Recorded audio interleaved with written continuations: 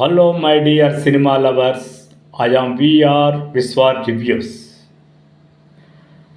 సంయుక్త movies బ్యానర్లో తిరుపతి రెడ్డి నిర్మించినటువంటి ఖైదీ సినిమాకి మొదట్లో సూపర్ స్టార్ కృష్ణ అనుకున్నారట. రకరకాల కారణాలతో చివరికి ఆ కథ చిరంజీవి గారి దగ్గరికి వచ్చింది. కథ, మాటలు, స్క్రీన్ ప్లే ఏమో పరచూరి బ్రదర్స్ చేస్తున్నారు. ఆ సందర్భంలో చిరంజీవి గారు పరచూరి గోపాలకృష్ణను అడిగారట, కృష్ణను వద్దనుకోవడానికి, నన్ను తీసుకోవడానికి ఏమన్నా సపరేట్ కారణం ఏముందా అని నవ్వుతూ అన్నాడట. ఏమి లేదు సార్, కృష్ణ గారి యాక్షన్కు మే యాక్షన్కి కొంత డిఫరెంట్ ఉంటుంది.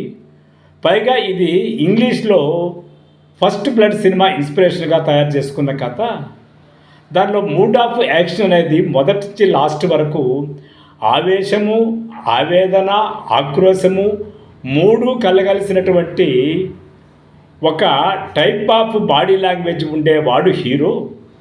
అలాంటి దానికి మీరైతే సూట్ అవుతారనే ఉద్దేశంతో నేనే సజెస్ట్ చేశాను, మీరైతే బాగుంటారు సార్ అన్నాడు.